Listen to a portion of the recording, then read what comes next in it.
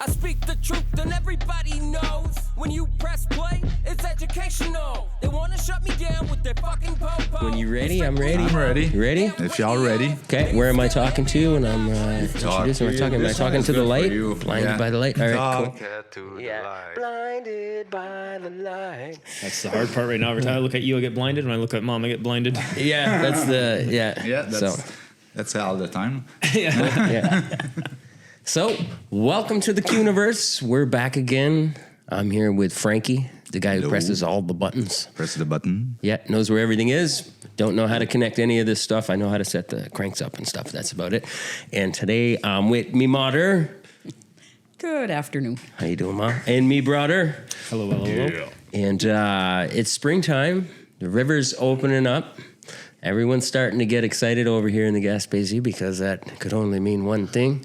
Fishing. There we go. So, how do you feel about this year? How's it looking for the salmon fishing season? Right now, it's looking like there's still snow outdoors, but the river is open. I think all in all, we should be hoping for a pretty good season. We've had last couple years of a strong presence of grilse and smaller salmon, which announces well for the future seasons. We've had a higher, deeper snowpack than we have had over the last few years, so that's going to hopefully translate into higher water levels and more water retained in the water springs and wherever it goes that helps feed our river for the summer. But yeah. Good. Yeah, I'm pretty confident this year. I mean, I'd bet money on it. Not my money. I don't like betting money. On this being a really good season. I really think there's going to be a lot of grills and a lot of those second-year fish, which are your action fish. They grab a lot. They move stuff. For the big fish, you never know, right? Some years you have a fucking shitload of them, and some you don't, right? I think it all in all, it's probably going to be a year more like 5 years ago instead of the last 2 years. Okay. Now, Mom was talking about the heavy snowfall. And you know, obviously that's going to give us a bigger spring. And talking about the big grill season last year, can you say, like, why is that important? Well, I thought it was maybe a couple of years ago I heard that we're going to have a really epic grill season last year. I kind of thought everybody was full of shit. You know, you hear this stuff, you hear doom and gloom, you hear this and that from different organizations. But they hit it right on the head last year. We had an epic grill season. The reason why they predicted that was that the smolt run from the year before was basically record-breaking. So they said, okay, well, next year, if that's the case, the 1C winter fish would be our grills. And we expect a lot of them. And they're right. You know what I mean? I was completely wrong in judging them. But that's what I do. So we had a record amount of grills.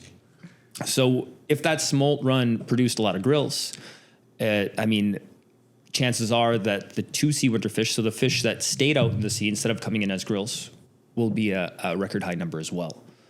That's that would translate to probably like the 15, 20 pounders. Yeah, that's it. And all the way up, like much higher than that too, because some of them are freaks, right? So, so we should have a lot of those fish. And on top of that, 2 years ago was a record smolt run. Last year, there was even more smolt that went out. So we should have even more grills, which some people are a little bit like, oh, it's a small fish. It's a fish. You know what I mean? Right. And the couple of years we have right now is all doom and gloom. People thought it was all over. I don't believe that's the case. Maybe I'm wrong, but I'd rather be hopeful because you get nothing from pessimism. I really believe this year is going to be more like 5-6 years ago and a lot less like 2 years ago and last year. And for the, obviously in the last couple of years, we've seen water levels much lower. And, I think that's something that we're going to avoid at the beginning of the season. Yeah, this season, I think that we're going to be starting with much higher flows than we have had in the past years. And that hopefully it maintains for longer rather than starting up high and then dropping dramatically day by day. So that'll all be contingent as well on how much rain we get in the spring and how much rain we get over the season. But for sure, the water that's in the soil that fills like the different brooks and springs and whatnot that keep the river basically fresh and with more water in it, should be a lot more full this year, and we should see that runoff for a longer period of time. So let's hope. Yeah, especially since the temperature has been nice and cold, right? That's what we want, is a slower melt off, because it could have all this snow right now, and if we get 25 degrees Celsius for the next 2 weeks, this snowpack helps us very little. You know what I mean? Right. But today it was -4 this morning when I went outside to start my car. With the wind chill, it was much colder than that. So I think this is what for we me, want. one of the things that I'll be watching for is mid-May. Historically, in the past years, when we had the same kind of snowpack that we had this year, the mid-May weekend that stays in about the same time as a Victoria Day weekend or Fête des Patrimoines, whatever it's called nowadays, also correlated with warmer temperatures. And then all of a sudden you'd see a big flooding of the river because the snowpack up in the mountains, up in the Chickshawks, would start being impacted with the warmer temperatures, and we'd get the flooding down below and higher water in the river. We haven't seen that in the last few years. So I am really looking forward to see if that's what's the kind of effect we're going to have this May. And that's going to give us an indication. I'm kind of excited about. I came down, and every spring we're out here fishing with our trawls for trout, right? And I remember years ago when be down there with Dad and my godfather would come around too, Rainy LaPointe. And they would come down and be fishing the trawls, and it's much like it is right now. Yes. There's that ice bank along the side, and which makes it so much easier for what I'm trying to do, because your hooks don't get caught in the grass. And but for the last, I would say, 3 or 4 years, I've always been on the bank, on the grass at this time of year, trying to send it out. So it's kind of a pain in the ass. The trout fishing was still good, don't get me wrong, but it's a lot more convenient like this. And when you're saying that it's probably going to be like 4 or 5 years ago, it makes sense. It does. It makes sense. I would hope so. And the other thing is maybe even longer than 4 or 5 years ago, we had a snowpack like this in the mountains and stuff like that. Because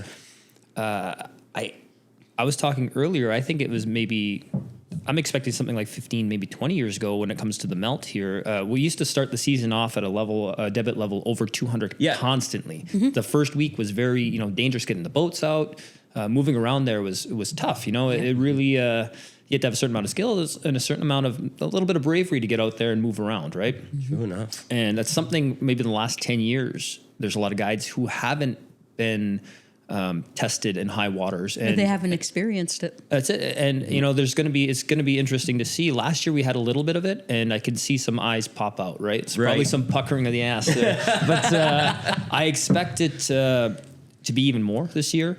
And I think there's a lot of guides who think high water is the most dangerous thing on this river, and I don't believe that's the case. I think lower water is more dangerous. High water, you might just end up further downstream and look a little foolish, but there's no danger in looking like a fool.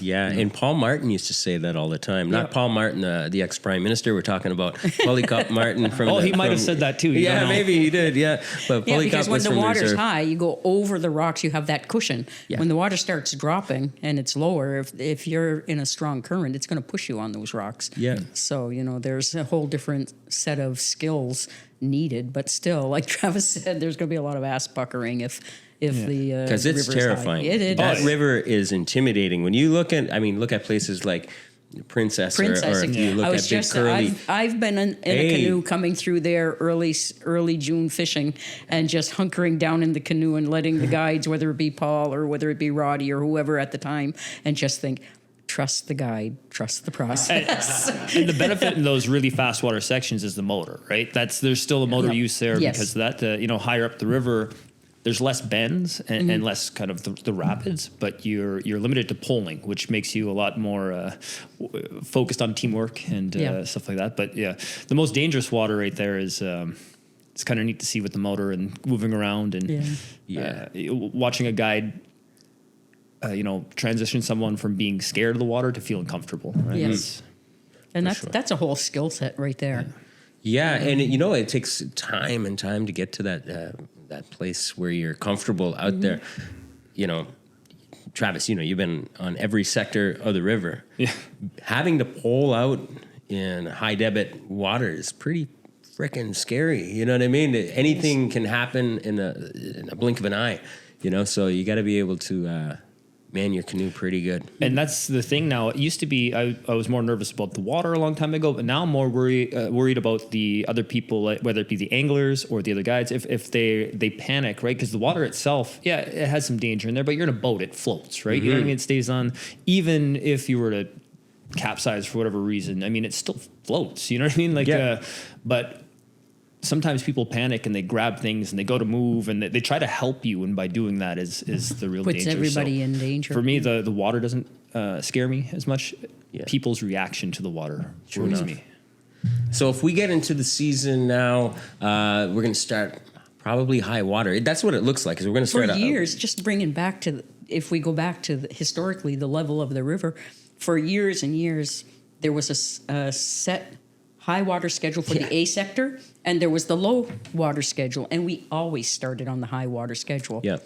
And, you know, we would work with Lorne Cottage as to how it was going to start out and when it would switch over to low water schedule, depending on how the river maintained the height or the flow.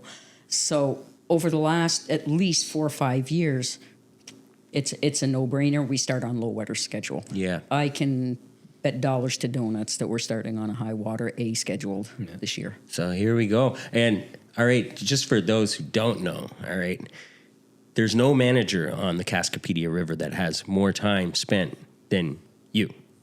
Oh, this is true. This is the truth. So you've got, you can really look back at it and have a good understanding of how it's been, where it's going, and how much it's changed over the time. But I think that's something that's important to mention right there, because 1997 to now, it's a while 29th back. season this year. There you go. Yeah. So when it comes to understanding this river system, this is the most complicated fishing system, because you've got the mix of politics, you've got the mix of different camps, you've got the private sectors, and you've got the public sectors, you've got draws, you've got 24-hour or 48-hour draws. There's so much going on. You have the different zones on the river, how many guides can be in certain zones, how many anglers, motors or poles. There's like all of this stuff to know. And she's been managing this shit forever. So that's I just wanted to point that out. Holy Christ. No. It's pretty amazing that she started 29 years ago. You must have been 11 years old, 12 years old? Yeah, no, I was 12. Very young. Very young. I'm going to be very, like liberal and say that I was 12. Yeah. No, it's been a long time. It's your dad and I came, it was more his idea than mine. I was kind of drugged into it, like, we can't do this. And he was like, yeah, we're going to do this. Yeah. So, it was kind of drug into it. The dream became a reality. Yeah. But I do remember at the get-go and sitting at meetings with different users of the resource, whether it be the Cascapédia Society, whether it be the different government levels, whether it be the band council and the other camps, and everybody be talking about the schedules and the rotations and all the logistics. And I sat there basically bullshitting because I had no idea what they were talking about half the time, but pretended I did and took a lot of notes. But it's something that you just, over time, and it didn't happen overnight, that you start understanding all the written rules, the unwritten rules, the little subtleties of the system, and how everybody just kind of worked in their own way towards the same goal, which is providing services to anglers and maintaining the reputation of this river, which is the Cascapédia River.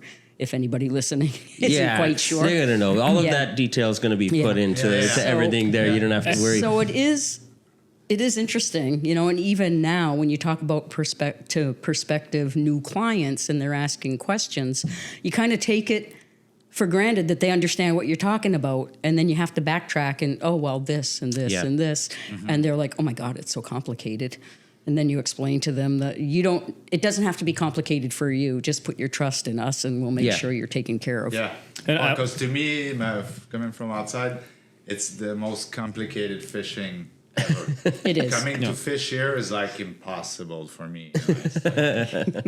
Always been. That's the reputation it has, and many of my fishermen friends that don't come here because Yeah. wow, it seems so. It's so complicated. complex. That's what it seems like. Special permits or this or that, and like Yeah. if you don't know those things, it's scary. Yeah. It is. Yeah. And learning that, 29 years ago and stuff like that, there was another obstacle we haven't even talked about yet, is that the receptance of Micmac Camp on this river was low. That we were not welcome. Ooh, we're going there. Yeah, Let's we're go. not welcome. Let's go. Let's go. I sometimes, feel like still that animosity is there, that we're kind of, people are still not welcome. The difference is now we don't care. Back then we might have needed it. Oh, definitely. Fitting in, stuff like that, learning. The mentorship from other camps wasn't offered. No. If anything, there was, there's some fuckery going on. Now we don't care. You know what I mean? You can try to do what you want. You can try to maybe bother us or something. You're not going to bother us. We're going to, we've done so many things now that you can throw obstacles in front of us. It's fine. And it we've really is proved the truth. ourselves. It Yeah. really is the truth, because nobody was on our side. And I think it's important to mention something when you're talking about that. The Cascapédia River, when we got in, we started off with an outfitter's license, right? Yes. The last outfitter's license available in the province of Quebec. And Prior to the moratorium on yes, and licenses. they only put that moratorium on those licenses once they realized, holy fuck, these Indians can really come in and make a good living. And they stopped that. So we're the last people to get one. And then what they did over here at the Cascapédia Society, with the help from the other clubs and the local politics that was garbage at that time, pushed us to release that license. Yeah, I remember like it was yesterday. We had put an advertisement at the time, back in the late 90s, with the Atlantic Salmon Journal. We put an advertisement for fishing with at the time we used the longer name, which was Micmacs of the Grand Cascapédia Resort and Outfitters. Yeah. And so we had an advertisement in there, and then one of the other camps or workers for that camp, excuse me, clipped that advertisement and took it to the board of directors of the Cascapédia Society and the Cascapédia Club, which is the group of owners of clubs, the other clubs on the river or camps. And we were invited to a meeting where they explained to us that outfitters were not allowed to fish on this river. This river had just, the agreement for the Cascapédia Society and the existing camps that were in place prior to the inception of the Cascapédia Society in 1982. Yeah. So they had a joint agreement to allow the previous clubs to stay on site and maintain their business, but they had to relinquish certain amount of rods to make place for the Cascapédia Society's guests, which is basically the lottery systems that allows people to put their names in, pay for lottery tickets, and to go into the preseason draw, and then over the course of the winter, the 48-hour and 72-hour draws. Basically, all of this lip service to say that you can't operate Yeah, here. so they told us, they said, you can't be an outfitter and be on this river. You're more than welcome to be on this river. You have access to the river now, but you can't be an outfitter. Mm-hmm. Yeah. So not wanting to, we had already had such a struggle to have access to the river. We said, okay, well, if we don't need it, we'll let it go. And when you say struggle, let's get this clear. It's like litigation. Yes, there was litigation, there was negotiation, there was fighting. There's people who would sell these lottery tickets and stuff like that threaten their clients if they book with Micmac Camp. Yes. They will not be allowed on the river. So when we're talking about being held back and why there's always going to be animosity, I think is because of that treatment for so long. Not they don't acknowledge it. The treatment for so long, and then they expect us to. Go out of our way to help them sometimes. Yeah. And so, And we do. I'm friendly with people, but listen, there's a line. There's there's a business, there's management, but I'm not inviting them over for supper. Because there's something to be said about self-respect as well, right? And if you value yourself and the amount of work that we've put in, accomplished in a place like this, Yes. to be able to just Yeah. drop your guard and say, okay, you fucked with me, come in. No, And I'm not perfect. I've done some stupid shit in my life. I generally reach out though after and say, I'm sorry for that. I apologize. There's never been an apology. There's there only hasn't. been that kind of shitty stance where, listen, and not that everything is racial, but I've watched other businesses come in the area and they're open with wide arms and set up with local communities. They're loved in that direction. Mm-hmm. Yeah. All right. But anytime, I'm going to point over the res now, anytime a business comes from that, not so much love. Yep. You know what I mean? There's always hurdles that shouldn't be there. And it's crap, right? That's not just for us, right? That's any Indigenous business Any that Indigenous installs business, alongside yes. the river. I remember when Autumn purchased the corner store up over here to run her business. It's not like any locals were really running over there to support it, So it's sometimes it's it's difficult. pushed. Yeah, It's there's difficult. lines made in But like sometimes. back in the years when we first started, back in '97, and clients for here at Micmac Camp were also clients for other camps, whether it be, there's a whole bunch of them, but there's 7 or 8 of them, and plus the society. Well, if they were fishing here and fishing at another camp, for instance, and the management of the other camp would find out that they were fishing with us, they'd tell them, listen, if you're fishing with Micmac, you're not fishing with us. Yeah. Short-term gain is long-term pain if you fish with them. Yep. You'll send your deposits and you'll never have your product. They're not going to be there in a year or two. They're going to be gone. So don't put your eggs all in that basket. Yeah. Be careful where you align because, in a few years' time when they're not there, We're not don't come knocking on our door anymore because you're and not they going to be tried welcome. every angle They tried every angle. to discourage us when we come into play. And it's important to note, too, that you guys purchased this place in 95, right? Yes. 1995. July 25th, 1995. There you go. With the intentions of opening A salmon outfitting. fishing camp. A salmon fishing camp, and yes. started working on it immediately. There had not been a locally owned salmon fishing camp on the Cascapédia River ever. It's all outsiders, whether they Always. come from New York or Toronto or wherever else, Sell but airplanes. not here. Or sell paper planes. They're from everywhere else, but here. And the locals were okay with that. And as soon as us, the Mi'kmaq, we're Mi'kmaq from here, and we're trying to establish ourselves as locals. Hiring more people locally. Absolutely. Moving forward, it was shut down. And so when we did go through, to try and get those rods, the government suggested that we utilize our political body from the reserve to help gain access to the... Yeah, because we were told at the get-go, we bought this property in July 1995. With our own money. We financed and what we needed to finance, and we put personal savings into it to do it, and then started with the work on the infrastructures and whatnot that needed to be done. And believe me, we didn't have much money at the time. And Boy, this, I remember that. this wasn't grants. This wasn't. exact. That's this the point wasn't I'm making. a It was- reservation program. No. This was. There was This is $0 from prior Indian to- Affairs it's or the important province. to mention that this is pre Donald Marshall Jr. as well. Yes, it was. Yes, It's important that we mention that. So there was zero monies from the band council. There was zero monies from Indian Affairs federal level or from the Secretariat aux Affaires Autochtones Right. provincial level that were involved in purchasing and building up this property. Right. So we began the process of contacting people, and when I say we, it's your dad, Guy Condo, and myself, started trying to bridge those gaps with the different organizations to have access, and our goal was to be a First Nations presence on the river because there had never been any. Right. So we wanted to be able to provide the same type of service that the private camps in the Cascapédia were doing. And the way that Guy saw it was that, the Cascapédia Society is 50% native and 50% non-native. Supposed to be. Yeah, supposed to be. Good point. Between Cascapédia and St. Jules and the community.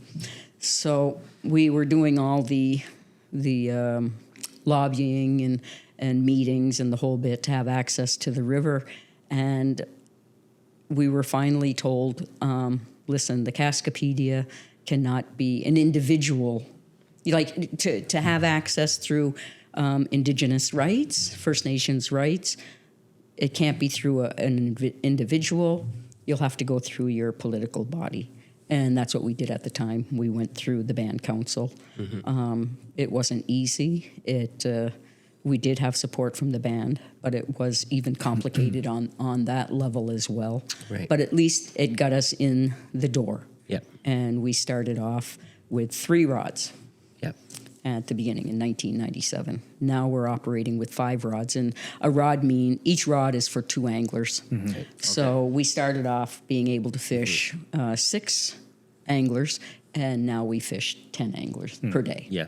I just wanted to touch on that because I thought it was an important piece to mention, because I know over the years, with chitter chatter and the whole bit, lateral violence and disputes amongst communities in the area, a lot of people were led to believe that the band, the Cascapédia band, had acquired the rods themselves, and then we managed to grab them. We know that, but some people had said something to that effect. But the thing is you guys had a business plan, you guys had an initiative, an investment, went for it, and then the band went and helped to Over acquire the years, those rods. it's evolved, but never ever was it a situation where the band had these rods or these access, these abilities to exploit rods on the Cascapédia River. It was created through this process. It was created through our process. So you guys opened that door. We opened that door. Yeah. It wasn't the same as once the Donald Marshall decision came through, and then there were boats, lobster boats and midshore boats and things that were provided to the community, or the community had investments into, that allowed them to designate them to band members to operate as businesses. And also is that the Donald Marshall is that, we always knew our rights. Right. We always knew. Now, whether the Canadian government honored them or not, that's where Donald Marshall comes in, right? So there's always a threat of whether it was lobster fishing or something like that. Hey, I'm pretty popular, man. Whether they acknowledged it or not, this is where it came in, and that's why it was such a risk to go after these originally, right? Because it wasn't a guaranteed right to be on this river, even though we knew it. The way the government would rule on it was always a question, and to I said it earlier that this wasn't a grant process or something like that. So you had to pony up all the money. We had to pony it all. And risk losing everything, including the properties and stuff like that. Yeah. And it came down. close. It came down to pinching every penny to make sure it works. Absolutely. So we were selling firewood off the wood. We were doing everything. Oh yeah, selling logs, selling bird's eye maple. Yeah, cutting ash too, doing every damn thing to make ends meet, to bring it, just to survive. Yeah. Just to survive. And there was nobody on the back end saying, here's some money, There was no investors. There was none. No. And that's, you know what I mean? That's why I think that we can kind of persevere through anything, whether, like I said, they throw obstacles or something like that. It is better now. We have more tools now than we did back then. 100%. Oh, yeah. When they were scared and worried about us, we don't have, we didn't have tools. They should be now. Yeah, now. There's tools. And I think now they are. Yeah. I think now it's to the point, I believe, that when we speak to anything, whether it's at a manager's meeting, whether it's in anything to do with this river, we're heard. Well, And we're not just... the thing is going through all of this, all of the obstacles, like you say, and then gaining all of this experience over the years of operations, how it works, the different battles here and there. You get seasoned, you get better. You know what I mean? So we do. I got a bit of a chip on my shoulder because we never asked for more. We asked for equal. Right. And to them, that was such a crazy idea that we'd want to be equal, that to them, being so privileged, it felt like they were being punished for treating us as equals. And, and the end of the day, it's still not equal. You know what I mean? It's still not equal. If we actually look at the amount of rods on this river, stuff like that, it's still not equal. Yep. But still, they're threatened by us. They're bothered by us because we had the audacity to say, me and you, we're the same. Yep. Whether you own airplane company or whether you own whatever, you inherited whatever, whether you're a Nepo baby or not, Right. we're the same on business level. We're the same on when it comes to this river. And if not, maybe we have even more rights to it. Yeah, that I would certainly say I we would have say more that. rights. And I think, that bothers them. And so the thought of actually just elevating us in their eyes to equal, Yeah. blasphemous. Yeah, yeah. It is. It's You know. mind-boggling. It's for because we had the audacity to speak up and step out of the stereotypical person from the valley or from the reserve or anything, saying, "Excuse me, we are now players. We are going to be equal players, and that we dare infringe upon their like social clubs or their country club type mentality." You know, Yeah. and I must say though, I mean, yes, it does. As Travis said, you still carry certain resentments. But at the same time, there are some people from camps that are, you know, quite good with us, and they're very accommodating. 100%. 100%. But you're going to always have a certain few that do remain For sure. being asses. Yeah, for sure. But it's not like they opened the door and invited us in. It's Yeah. because we just plowed through We their pushed fucking the wall. door open That's all. and said, "Listen, and we're that's here." all there is to it, and which is good. It was But, basically, I mean, there's a party and we're crashing it. yeah, but you know what? I'm so glad they forced us to fight, forced us to have to gut for it all of the time, because in the process, you and Dad taught us how to fucking dream bigger than, you know, than what we actually have access to, and fight for it, and battle through and grab those Oh, and dreams. he- from it, he you know? fought. Yeah, but Oh, he so fought. did you. So did all of us. It forced us all to fight. But we carry that in our lives and anything else we do. If we want to do something, we're going to try and reach the fucking stars, you know? So it's there's a lot of positive on it. So what they thought they were trying to do, like what they thought they were going to be successful at trying to shut us down, they only fucking, that was feeding us more. Yeah. Just got stronger. And Just so got I was stronger, like, yeah, that's keep just doing it. it. So now I look forward to it. Somebody comes to me with a battle or a fight. I'm like, well, if that's what you want to do. Well, Yeah. let's go have some fun. We can do it the easy way, or we can do it the hard way. You know, I think culturally, I mean, there was worse things done to us, you know, 30, 40, 50, 60, 70. Go back. Yeah. There's always worse. So to just not welcome us, I mean, Yeah. Oh, come on. they didn't really have Can't a you do better chance than that? to- yeah, that's it. Yeah. But you know, things are smoother now Oh, yeah. because we've taken our place. Because now, you know, I think we've earned that respect. Yeah. You know, and every time, you know, like you're not going to come on the side of the river and step on Travis's toes. No. I'm going to tell you right away, right? Whereas maybe in the past we'd have taken a little bit more of it, but not anymore. No. Like, I don't care I how think it long you've been depends, around like, this river, how the long, fact whatever that it is. We've been here this is our 29th season. Yeah. The fact that we've been there for so long, the majority of people that are working on this river or have been on this river for a good many years or are involved in any of the management of the different organizations on this river, we're part of their very vivid memories, you know, Yeah. for people that are guiding on the river now, for the most part, and they're in their 30s or 40s. I mean, Micmac Camp has always been there. Yep. Yeah. You know, so and they know we're a force to be reckoned with.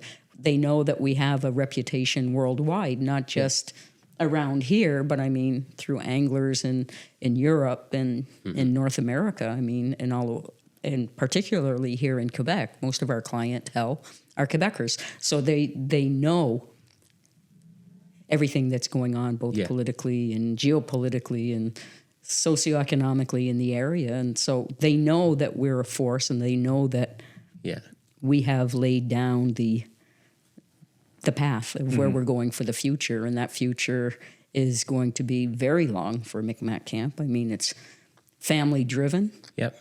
and we're, you know, when we're long gone, it's Our still going hearts to be here. and our hearts are into it. So Well, and I think our flavors into it, like we're not a boring camp on the river. No. You come into this is in the here. animal house of Yes. fishing camps. You dude. come in here, and you're gonna have a great time in the camp, right? Yeah. You're gonna laugh. You're gonna have some drinks. If you're into that, you're gonna maybe play some dice games or something, joke, tease each other. But on the river too, you know, the guides I work with, I want to make sure they're not boring. I always talk about this. You know, every guide should have not a character as a cartoon character, but you should have your own Persona. thing, a persona. That's it. You know, don't try to be the next blank. Don't try to be whoever you are. Find your thing that works and do that, and not necessarily sit there. I've fished other places too, and maybe it's a sign of how young and cool I am. But, Oh my God! Yes, he's the younger brother. but when I get, I'm being guided on the rivers. You know what I mean? I talk to them, and I cannot say yes, sir, no, sir. Oh, yes, if we do this. I want to hear about your life. I want to hear what you love. I want to hear what pisses you off. You know, that's stuff that's valuable to me. Obviously, you show me where to fish, and I'll fish. But have something have something to say other than just Yes, you know, sir, look no, at these sir. flies or point there or something like fish, that. I want to know something. You're You part want of the you're a camaraderie. fishing buddy for me. You may be fishing remotely through me today. You're still fishing. It's fishing. Yeah, fishing is communication. It's like Yeah. yeah, a great time, man. And I think if you go anywhere, it's the experience you walk away with. Yeah. Right? It's Well- not just the same like fly selection, understanding of things like you're saying. Yeah. You want that experience with a good I don't care if you're buying partner. tires. Whoever's working with you. I mean, there's some people who will sit there and tell you about every thread count on a sheet, right? But I mean, there's some people who say, "Hey, these sheets are comfortable as fuck," and that's That's what you that's listen what to, yeah. I think we bring is we're a little bit, you know. Less refined by choice. You know what I mean? Like, Well, I think there's what's happened over the years, and it's one thing that we all have always strived to achieve, and we do year in, year out, and our fishing stats easily Oh, hell show yeah. that because we outfish every camp on the river. You know, little patting on my back. But we strive. We're not a social club. We're an actual fishing camp. What we're striving for, what we want, and what our guiding staff wants is for the anglers to catch fish, to hook into fish. You might not always land them, but to at least have a quality experience where you have a chance to hook up. And it's not just, we're going to fish from 8 o'clock till 11:30 because we got to be back at camp for lunch. Yeah. And then we're going to go out from 4 to 6 because you got to be back in for supper for 7. We base all our schedules around the fishing activities, so to optimize the fishing experience of the guests, whether it be early hours, fishing till dark. I know there's some people that don't appreciate that we do that, but we follow all the laws, the regulations for Atlantic salmon fishing. We're not doing anything illegal, but we give our guests every opportunity for that last cast in the evening, you know, that twilight zone, that killer zone, you know. So it's this is the difference between us and whether you're fishing with one of the other camps that have their set rules. And they oftentimes these camps use these rules and regulations, and a lot of them interpret them in a way that benefits laziness. Yeah. You know what I mean? They use them as a way to get off the river, stuff like that. And I like to think that we take them and we go right up to that limit. You know what I mean? And I think that's what people want. And I think that's what we do in any sport, right? Any activity. In hockey, I mean, if you can get close to that crease to you get a find tip that line. in, you get right in there before you penalize. You can right? hook somebody without getting caught by the referee. Exactly. So you got to, any game, any sport, there's regulations. It says don't pass the regulations. It doesn't say don't come up to the regulation. Yeah, that's it. Right. Right. So I think we do that differently. We go right up to the regulation. Yeah. I mean, I think the proof is in the use that guides' equipment get over the course of a season compared to our guides, compared to guides from other organizations, where I think at the end of the season, there's some guides from other camps that their equipment still looks brand new because they've very seldom been in the water. I know. I know And our us, guides. we have to replace stuff during the season. Well, we've 'cause they're been in worn out. seasons where we've bought our guides wading boots, let's just say. And we, you know what I mean? Our boots are used on this river only, so we're able to use felt boots, right? Because we're not going to the other ones. But by the beginning of August, end of July, we have to start maybe buying them new pairs of boots because they have wore their boots out. Worn These the are felts guide, right off. guide style boots that are supposed to be tougher. Right. And we're looking at our second pair. And I'd like to touch on that too, because I think you've done a good job. Travis manages the guides and everything that's going on, fucking boots on the ground a whole bit. Mom's managing everything inside this camp. And, you know, in that that universe and the Rustiverse, right? And that's the Traverse. Yeah, that's the Traverse. I don't think I like that. Okay. That's what Grandpa Frank used to call you. Grandpa Frank used to call you Traverse. So. But he called me little shit, but okay. Yeah, you give us all the kick in the ass too. But when we're talking about our guides, our staff, what you've done with them in the run of the last few years, it's amazing. It's incredible because our guides show up looking ready. They're sharp. They know what's expected out of them. They know that there's a line that they can't cross, and you keep them there. And they respect you for that, and they really give everything they can to the guests, and it's really cool. They don't look like bums, you know? Well, I think the key thing is that I treat them like people. You know what I mean? Yeah. Like that's the places. I talk to other guides who don't guide for us, and I hear some of the stuff they put up with, and I'm like, why? You know what I mean? Like, and it's not to crap on them. I want my guides to be able to talk to me. Yeah. You know, if they have a problem, whether it be they're tired, tell me, I'll see if I can do something. If it's their mental health issues or something like that, and I have that conversation with them because I think it's a very important thing to do.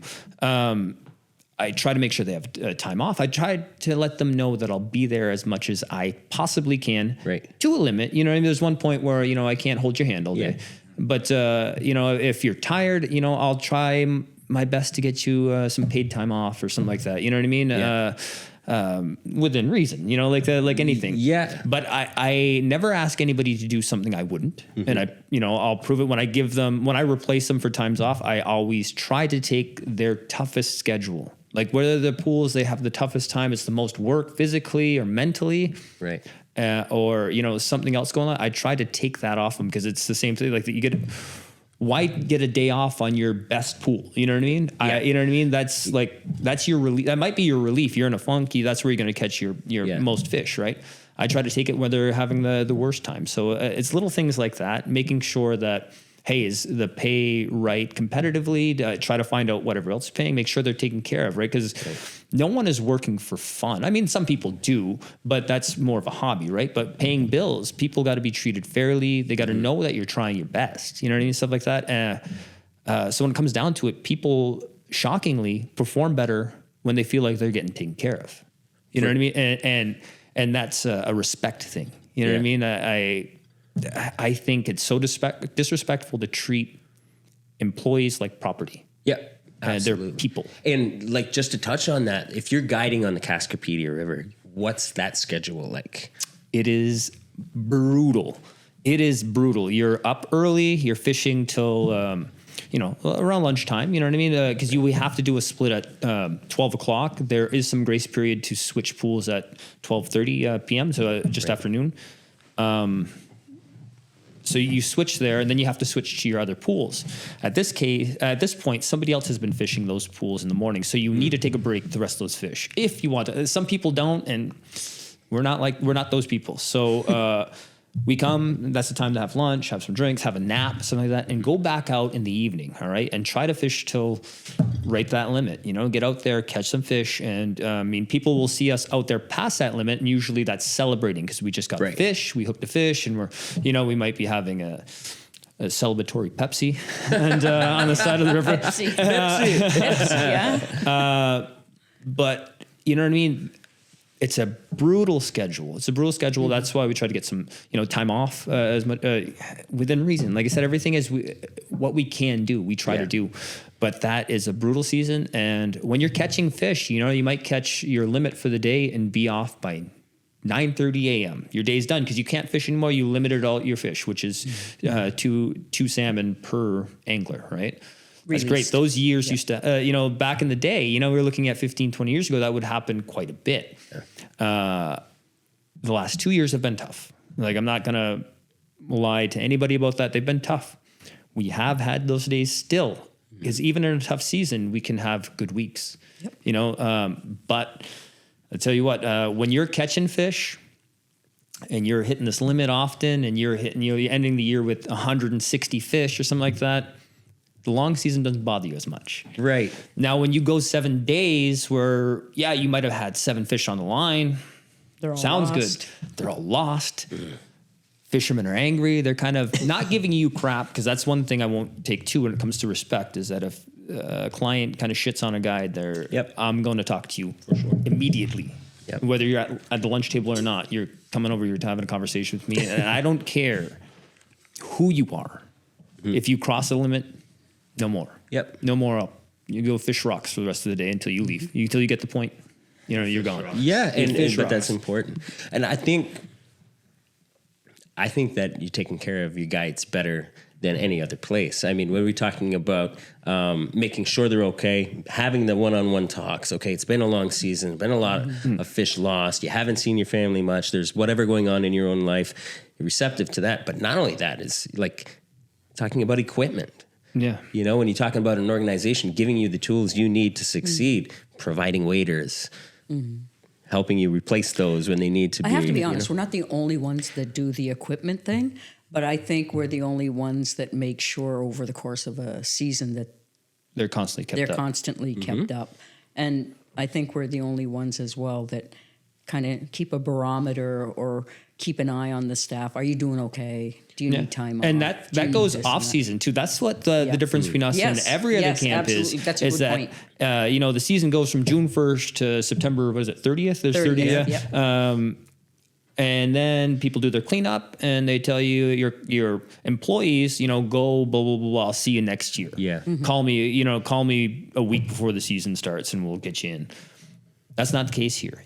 Somebody needs help, they get help, whether that's possibly financially or medically or something like that. There's always something there, a support system. Like Christmas, they might get some type of relief and help there for their children. You know what I mean? Like there's some people who this goes throughout the year, and it's so important, and people overlook that. They think that, like I said, they treat their employees like tools or not people. And they forget that they have their own lives. You know what I mean?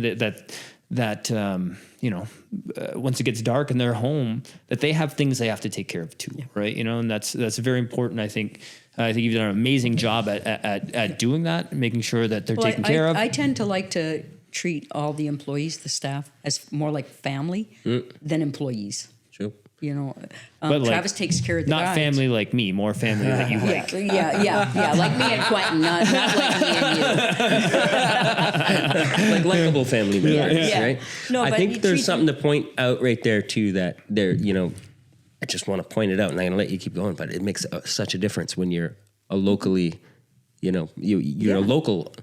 You own the business. You're local. You're not making paper planes somewhere else afterwards. You know what I mean? You're from here. Like we know, is somebody struggling at home? Is there a health issue with a family member? Is there an issue with a child? Is there just an issue in general? And then they know they can either call or stop by or knock on the door, and it's like, I need to talk, or can you help me with something, and as much as we can, we do, as much as humanly possible, we do. Does it sometimes bite us in the ass? Hell yeah. But I'd rather be bitten in the ass that way. Exactly. I'd rather that and know that somebody is okay. So it's like we treat them like family. Sometimes I've had people tell me, oh, maybe you're too close to your employees. Like, no. Because we were community first. We were community people before this business was. I remember running across the street going to grab a bag of milk or sugar or something from a neighbor and having to do the same thing for somebody else who needed it. These are the principles. Well, and we also, remember having to, use condensed milk. Yeah. You know what I mean? Or having to, you know what I mean? Like get by. And that's what a lot of people, you can't tell me all these owners know what that feels like. Oh God, no. You know what I mean? To say shit, where's the next meal coming from? Oh, hey kids, we're going to have a nice pancake supper because, well, that's all we fucking this is what we got. And not oatmeal. Make you feel like oatmeal. That. You know what I mean? But oatmeal was always good because we had brown sugar. Yeah, that's it. And toast. And toast. Yeah, that's it. So like part of that is being from here, and part of that is being in a situation where you know how it feels to be without, and how good it feels if someone could help you, you know what I mean, get by a little bit, you know what I mean, reach out and try that genuinely, not to not like, oh, hey, there's someone here to see me do this. It's, Right. Yeah. No, it's like, exactly. privately speaking, there's not, you know what I mean? That's No. not a big deal. It's, And part of the reason of us discussing this now is not to, oh, look at us, we help people, but it's just to say, that is an added facet that we provide to our employees and people that work for us. And not only that, we can say whatever the fuck we want. This is the Q-Niverse. Yeah. No, but do I'm whatever, just we'll saying, say what the hell we want. it's not that, oh my God, we're so great because we help people. No. No, it's just that that's great. this is what we do. And And I don't see very many of the others No. It at is all, great. And it's okay to be proud of Very what proud. we've accomplished in how we react, how we live in our community. You know what I mean? And like, if I can get on here and however time long we have here to talk and convince you that I'm a saint and that I have the best intentions all the time for excuse everybody. It's gonna be a long conversation. It's going to be a very long If I can conversation. We're gonna do be that here for a during while. this time, though, Not I gonna think happen. we should double the prices because I can sell you on anything.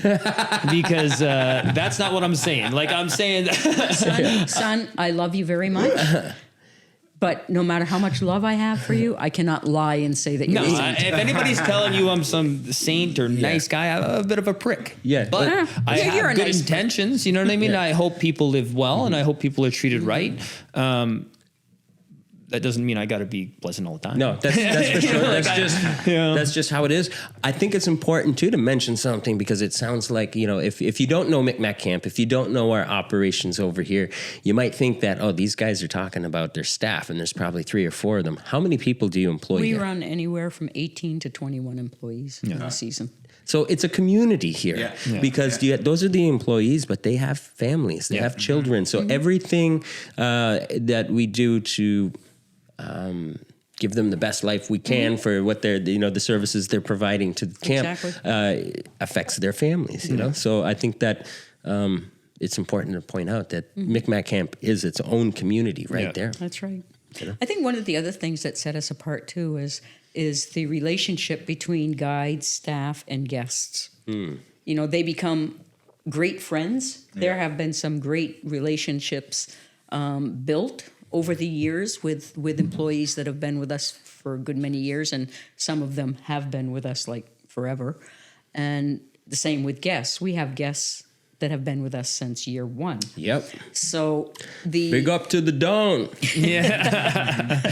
So, they build up these relationships that go outside the camp, They can be out in Montreal or the States somewhere, whatever, and, they're hooking up with these guests and, benefiting from invitations and True enough. and whatnot.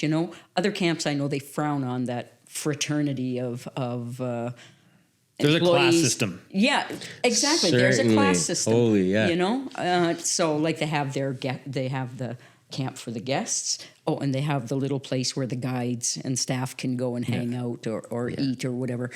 And there's Heaven an forbid their paths cross. That's it. There's an imaginary line. You There's don't, an you don't go on imaginary this line, side. exactly. But you gentlemen, you can go where you want. But them, Yeah. But stay away here, from you. quite often, what Stay away happens? from them. Yeah. Here, what happens quite often, and sometimes even myself, I'm like, what the hell?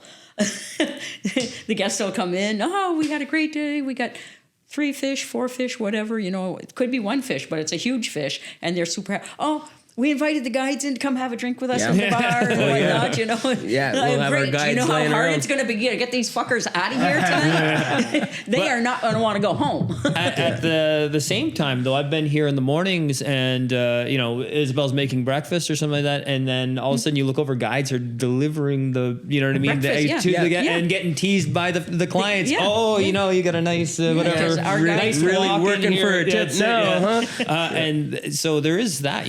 What we talked about earlier, people feel more at home when they're treated like this is home. Yeah. Exactly. And not just saying it. There's a Right. difference. And that's one of the things that all our guests can tell you. I can't say all because you never know. There could be that one guy or somewhere. 2 people. But 99.9% of our clients that come through the doors and have stayed with us,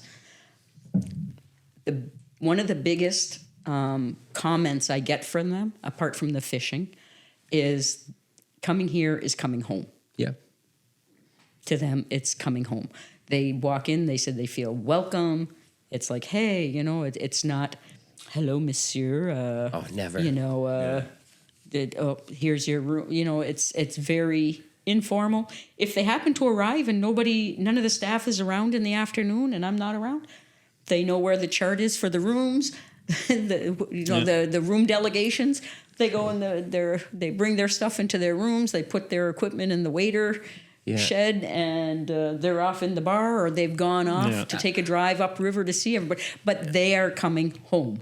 They're not walking into a Gîte Mont Albert or a stiff hotel or a stiff camp where they feel like we'll sit outside in our car and wait till somebody shows up. That's not talking bad about the Gîte. It's a nice it's just a different vibe here. It's a different vibe. It's not like the vibe here is different. I mean, Frank, I think it's important to mention that, like you're saying, you know, that there's no class lines over system here.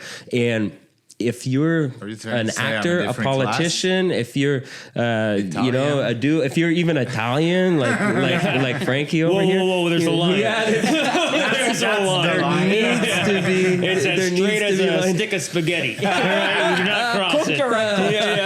That's too funny. We don't cook Italians here, mother. That's too funny. But I mean, a great example, just this past week, you know, we had a bunch of celebrities over at the camp over here. Frankie, you were here. You were witnessing. There's family members. There's just different people over here. Anybody treated different in your eyes? It's everyone's treated like shit equally, right? Everybody's a shit. I think here respect is usually. I mean, obviously there's a level of respect that's given naturally, a baseline, right? You're not gonna treat your different client because they're richer or they have a business. There's a line here, and it goes up or down off that line from your actions, not who you are. You know what I mean? I look around the supper table or lunch table or breakfast table, because all three are provided here and all three are fully serviced, you know, for their meals here. But I'll look around the table at times, and I'll see somebody that I know is worth gazillions of dollars, and somebody that, you know, does well, or is like, you know, instead of going for a south to the Dominican or Mexico for a vacation, they save up their money to come to Micmac Camp. Yet they all put on their pants one leg at a time. They all fish on this river. They're all having a good time, and they're treated the same way. They're all treated the same. Like, we don't treat anybody different. Like, when I'm booking clients in, I'm not. Can I please see your balance sheet? You know, and your bank statement. Ooh, right. It's so it's like you don't see that. Like, you see them all talking and laughing and telling the same fishing stories over and over and over. But I mean, they're just having a good time, and they're not made to feel like they're different. There's so many funny stories and relationships that are built through this place. Like, I get a kick out of one of my favorite relationships when I'm looking at them as they go. Obviously, there's Abbas who comes in, right? Abbas is from where, Travis? He's from Iraq. Okay, for you guys who don't know, my little brother here is a U.S. Marine, and he's a war veteran. And what happened in Iraq? Abbas shot me. Abbas didn't get you. No, Abbas didn't get me. What do you tell him, though, every time? I tell him every time it's either him or his cousin that shot me. You know how hilarious that is to have a U.S. Marine who's been on the battlefield in Iraq sitting on the side of the river with a guy from Iraq and just joking about this shit? I mean, it's mind-blowing. The first time I brought it up, it was like, I had the thought, like, this is a pretty good joke, I think. But my problem is I think I'm funny, and sometimes I'm just offensive. Sometimes you are not. Sometimes I'm just straight up offensive, all right? And I was trying to do the balances there. There's an abacus, you know what I mean? I was like, maybe? And I threw it out there. And it was like you got a dart, you know, like someone just threw a dart at him and hit him. And he was like, what the? Then he burst out laughing, right? And then it became this thing, right? Yeah, and they came into camp, and Abbas looked at me. He said, he talks like really slow, like, you know, very cool. He's a doctor and whatnot. Do you know what your son told me? Yeah. Right away, I'm thinking, oh, fuck. No, Abbas, what did Travis tell you? he thinks that it's either me or my cousin that shot him. And I looked at him for a second and I couldn't help it. I just burst out laughing. And then he started laughing. But the very first time he came in and told me that, I was like, But that's shit. hilarious. So, I mean, it's just, I don't know. There's weird relationships that come to, there's like relationships you wouldn't think. And then there's like age gaps that you know. Stanley Bogdan fished with us for years and years and years. Old man. He passed away at 93 years old. He come to that river right up until he was 92. His last fishing trip was here. Exactly. Yep. Old fella, but a good friend. You know, we had 50 years difference, but still a great friend. So it's like age doesn't exist in there. You know, with those friendships, we're all crazy to fish. We're all young again when we're standing in that river. My God, that's such an important thing to say. Going in the exact same That's thing. that's an a really important cool thing. way to say something. Yeah, that's such an important thing to say because it's true. I mean, we're totally idiots as soon as we get out on the fucking water. I'm an idiot everywhere. Yeah.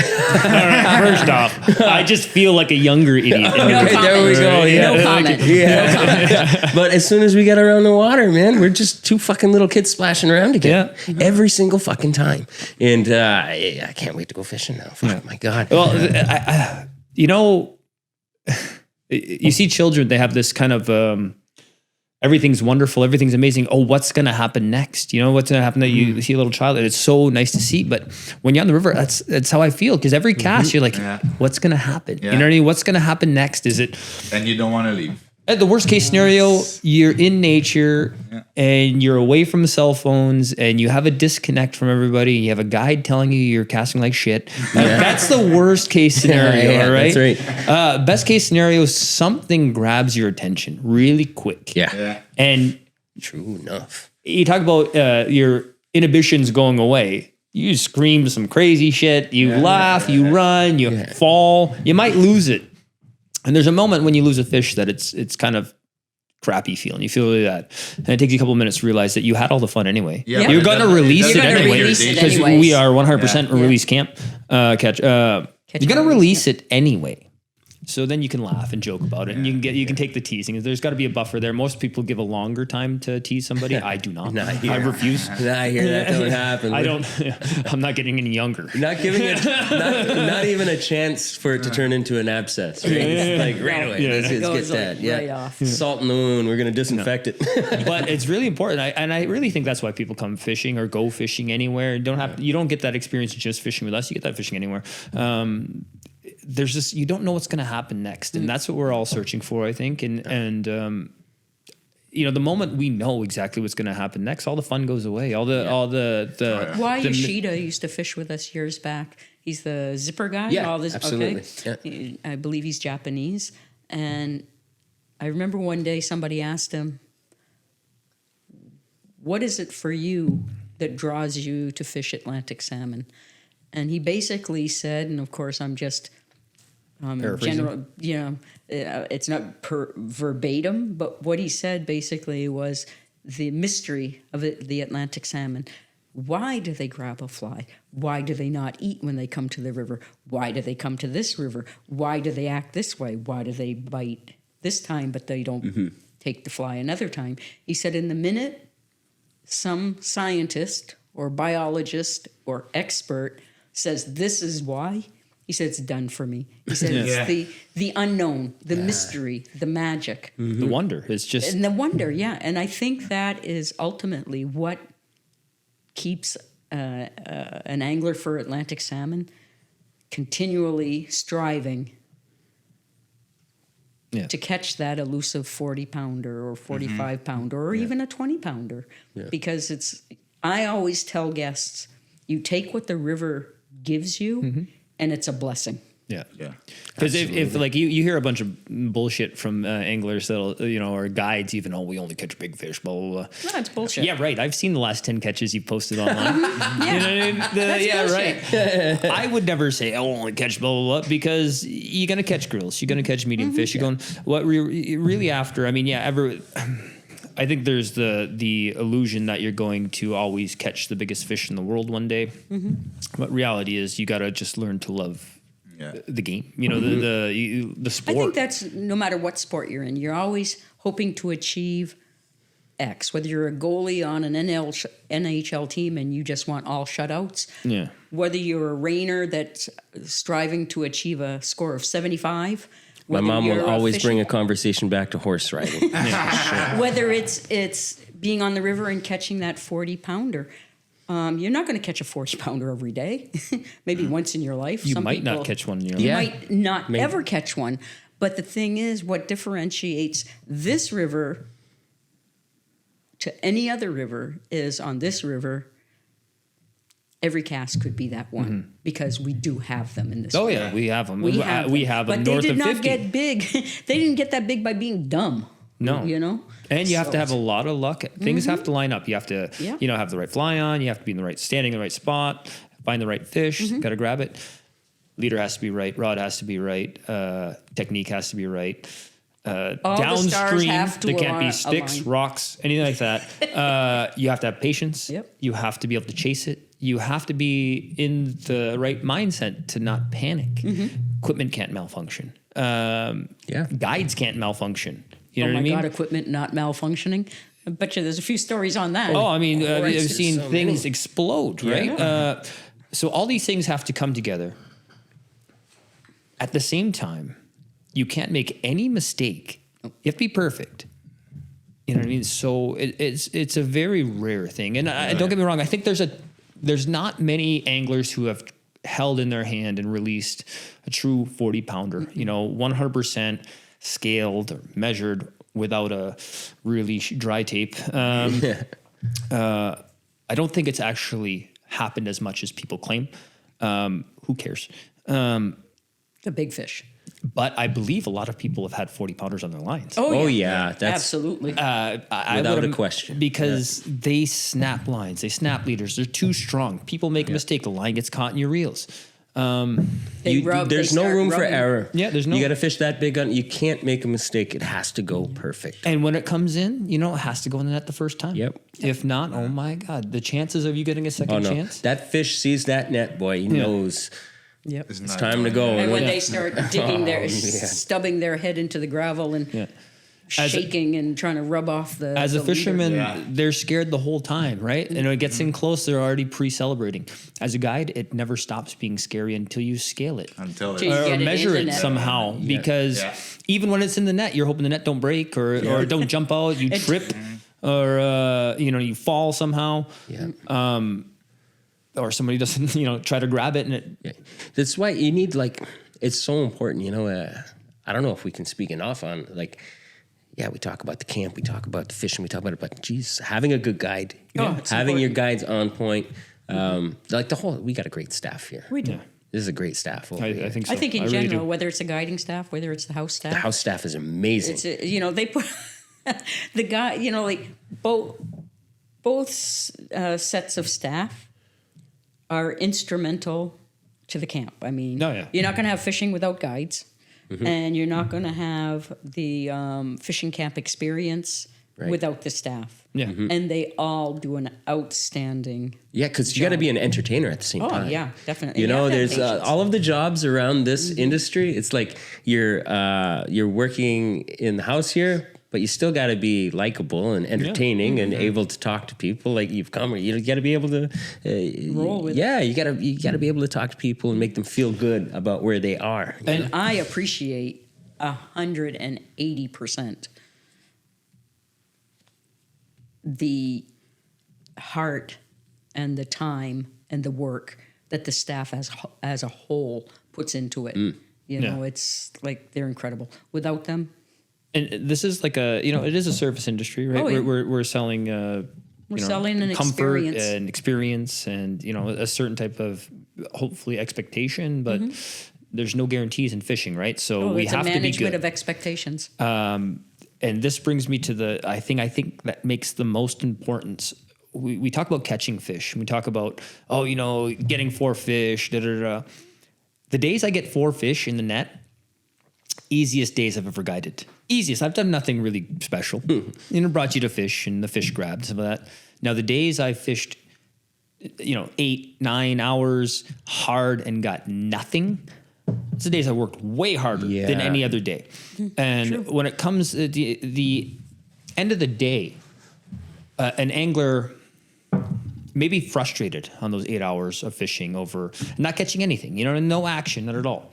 But hopefully at the end of the day, I try to get our guides to offer casting instruction, stories, reading water, doing this. Hey, trying this spot. Hey, no one's fished over there. It might have one fish in it. Hey, let's go try it. Be a taker. And they might see that. They see the effort and the trying. Instead of sitting on the bank with your hands in your pocket, smoking a cigarette and going, oh, it's hot. Oh, yeah, haven't caught a fish. Not false positivity, but an effort, trying, teaching. There's so much more that goes into guiding than catching fish. Any idiot can catch a fish. Yep. What do you do when you can't catch a fish? What do you do when you're not catching fish? What are you doing 5 days in a row when you haven't caught a fish?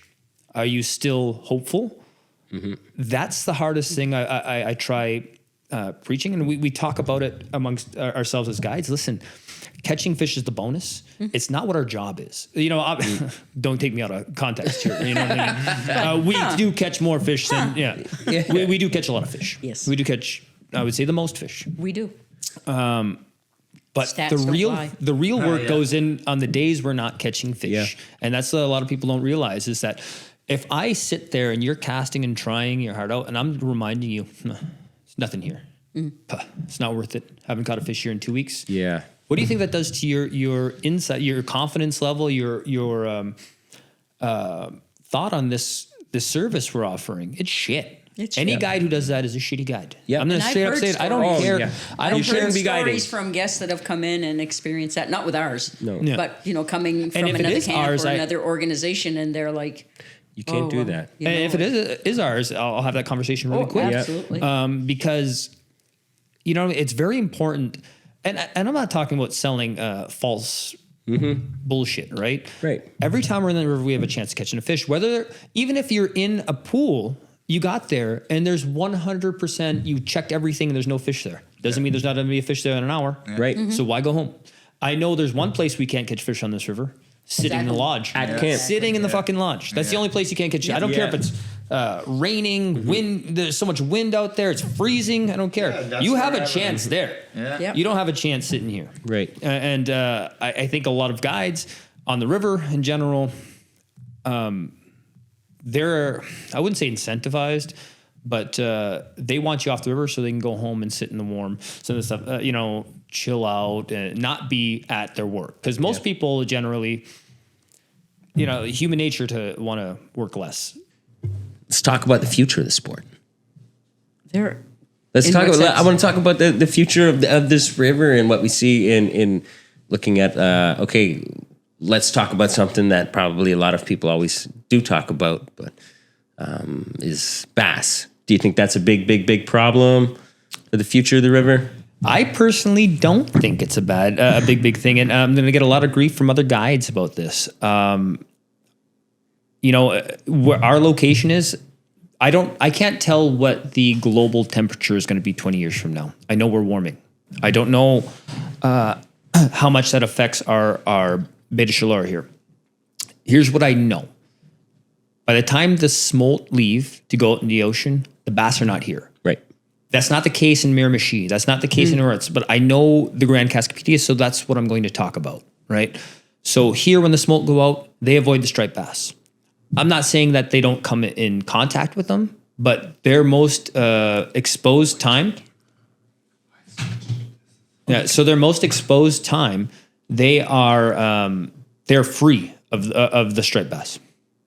Now, what happens out in the ocean is always going to happen in the ocean. Mm-hmm. There's predators, there's everything. Yep. Nature's got to take its course there.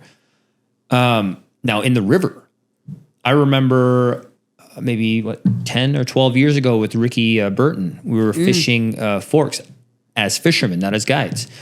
And Ricky caught the first striped bass caught at the forks. And this is about 60 kilometers up the river. And this was mind blowing, right? At the time. So it was about 9 years ago. Yeah. So somewhere around there. So, we did what we did and we clubbed it. I wanted to see what was inside of it. Right. I have native status. Don't care what I was going to take it. Ricky was going to eat it. Right. That's simple. I was curious. So cut open the stomach. inside, I have pictures somewhere. Maybe I'll try to get them to you. There's something like, I took a video. There's like 9 par, 2 mice, baby snake. Oh, there was all kinds of Yeah, I remember that. And it grabbed the fly. All right. And the thing about striped bass is that they dissolve everything in their stomach fast. They eat lobster, baby lobster, and they dissolve. Yep. So that was in a short amount of time. And the striped bass was very silver, right? So it was very, I believe, very fresh. It hadn't been sunburnt yet. So I was like, holy crap, every one of these are eating a lot. They're eating a lot out there, and it's very, very bad for the river. Now, since then, I've caught many striped bass over the years. And I've only, I would say 10% of them have had anything in their stomach. Okay. All the rest were empty. Empty, like I would see a non-eating fish. Okay. Like their stomach is just empty. Not bloated, nothing. They're not sick. I don't know if they go through a same process of salmon when they get this choking feeling when they're in the fresh water. But something happens for every dark bass we catch is empty. Why did they take the fly? Yeah, you can Same say, well, they reason took for the the fly salmon. for a reason. Of course they're eating, but we know the salmon are not eating. Yep. Is it a reaction thing? Are they still killing par in the river? Maybe. But you would think that 90% of them, you'd expect that more would have remains in their stomach. Right. Not less. So True enough. now I know I've heard biologists says they don't eat in the river. And obviously I've seen they have eaten in the river. I don't know where that crossover is, but I know at one point they stop eating in the river. So is it the demise of salmon? I don't believe so. I believe striped bass used to coexist with salmon at a certain level. I mean, we have channels that are named Bass Channel. Yep. From 50 years ago when there was very little bass in the area. Historically, the Bay de Chaleur was dragnetted. The ecology, it was destroyed. The marine biology was destroyed by these nets. You know, there was tuna, there was cod, There was everything, mackerel, everything in there herring. wiped out. So now we're getting this type of reintroduction of things that used to live around here. Is the balance there? No, absolutely not. Now, will balance get there eventually? I think so, because now there's more predators of bass coming around, a straight bass. So I'm not convinced it's the demise of salmon, the end all be all of salmon. Do I think it's disastrous? No. Do I think it's great? Also, no. But I don't think it's doom and gloom like everybody says. Yeah, I agree with you. I agree. And for those reasons, and then what goes even over and above that, for this river in particular, is the management style. For many of the same reasons that are very frustrating when it comes to the Cascapédia and its management style, and the government being involved, the society being involved, and the camps being involved, and the band council being like a lot of wheels. That same mechanism has kept this river what it is. Yeah. So I feel positive about the future of the Cascapédia and its salmon. I don't necessarily feel optimistic for some of the rivers in the Gaspésie and in Eastern Canada because of a lot of environmental reasons. The Miramichi, for one, they are having a fuck of a time with the striped bass. They've already got striped bass into their rivers. People are already fishing them. I wish I would explain that a while ago. The reason why our smolt don't get nailed by striped bass here is it's too cold here at the time they leave. So I that's was what going to you're getting mention at. that. Yeah. Okay. So the Miramichi already has their sports fishery started for the season for the striped bass, and they're already catching. But that's a different ecosystem. Yeah. It's a different temperate zone than here. And Travis is exactly right. When it comes to the striped bass here, by the time our smolts are going out, the bass haven't arrived here yet. The temperatures are too cold. Yeah. So they go out, the smolt get out of here before the striped bass come in. I do know that because of global warming and the different things it brings, with less snowpack in a lot of areas and less rain, lower river levels, and higher temperatures, is going to be very problematic for many other rivers. But I think that the Grand Cascapédia, for whatever reason, not just the management style, but I think its whole ecosystem is going to keep it healthy and healthier than other rivers. It certainly is a very big river. I think it's got the advantage when it comes to reproduction because of it's steep. It's not so steep. If you go to the Bonaventure, if you go to these other rivers that are smaller but steeper, colder waters, obviously less biodiversity, so reproduction and everything too. For over here, it's nice and gradual. And I think we've got the advantage. This river's got the advantage. And the river is not overexploited. Right. A lot of it's the got salmon a good management rivers, system. Everything is released. Yep. I am completely against the Quebec government's decision at certain points of the season for all the salmon rivers in Quebec, where they decide mid-season, you can now kill some salmon. Yeah. It's brain. It's brain dead. They've got to be brain dead to have this mentality, because I don't think anybody would agree that the salmon population is so healthy that we need to cull salmon. Yeah. Well, we can just look at that. We get an actual pretty interesting kind of case study here that we've been catch and release for how many years? 18? Yeah, 2008? yeah. Was 2008. 18 years. 18 years. Right on. That wasn't planned. That was just, I guess. It came out. It's ingrained. 18 years, okay. And, when other rivers had bad seasons, we've had bad seasons comparatively. Our number where other rivers are decimated, they have 300 salmon. Yeah. We still have thousands. And it's because we went catch and release 18 years ago. They've went catch and release last year. And it's when they did it, they said, well, maybe by July, we'll let you kill. Yeah. A couple of years ago, they were like, I believe it was the Bonaventure that said, we did a salmon count. We have... We've attained that threshold. No, but I'm going to throw out these numbers. Nobody quote me on them. It's just an example. But they did do this. They said, there's 600 grilse and 200 large salmon. And grilse is under 24 inches. A large salmon is bigger than that. So in an effort to promote conservation, no more killing of large salmon, only killing grilse. So you took 75% of your fish stock and let everybody kill them. Yep. To protect 25%.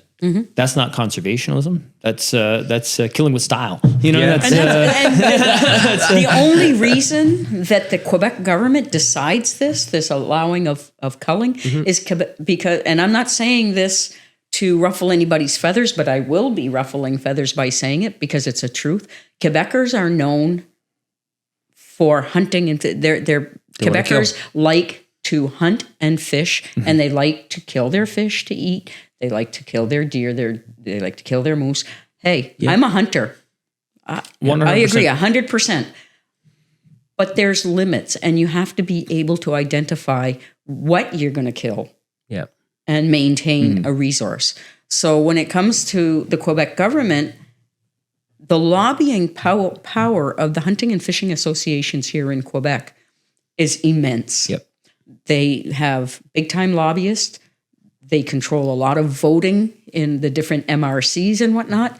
And the minute they feel that their right to kill fish is going to be infringed, somebody's going to lose their position in the government. And it's not a right, it's a privilege. It's a privilege. Exactly. Exactly. So what the government tries to do, their decision makers sitting in their little cubicles in Quebec City that don't know anything about the rivers really, these decision makers will say, okay, well, this scientific study shows that if a river has a certain number of fish in their system by a certain point of the season, then it's okay to kill a certain percentage of the fish without realizing that, if you don't kill any of them, you even have a better And then you hear chance. these kind of backwards arguments is that,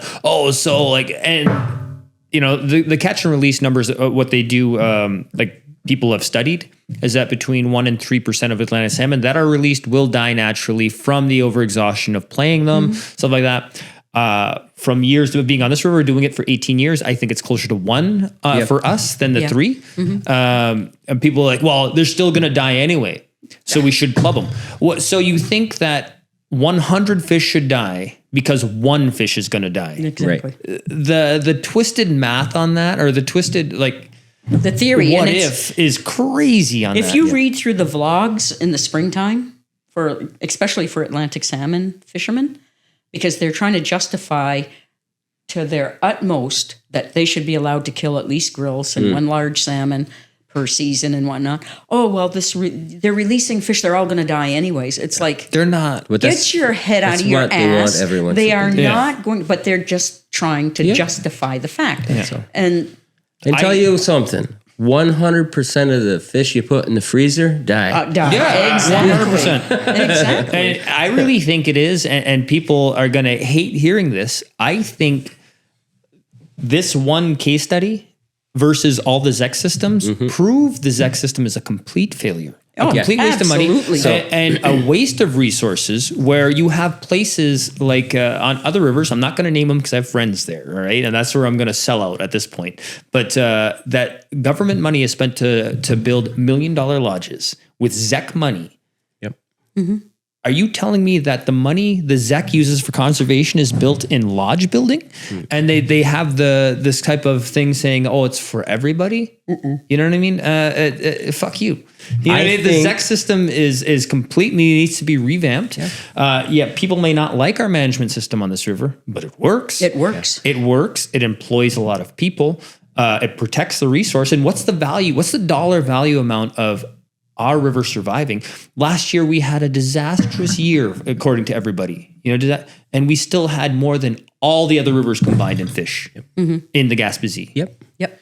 I think it's important to make that point you're both making. If you look at the ZEC systems everywhere else, and if you look at the Cascapédia Society, the difference in all of that is the Mi'kmaq involvement. Yeah. Yes, absolutely. So this is proof that we need to be involved in the management of our systems because we have the most experience in managing these systems. We're talking about thousands of years of experience, right? So if you want to maintain these rivers, if those rivers want to have a future, involve us. Yeah. You know, because we'll make the hard decisions that are not going to benefit what the political people enjoy necessarily. We're going to do what's necessary to protect the resource, the river, the system, the whole bit.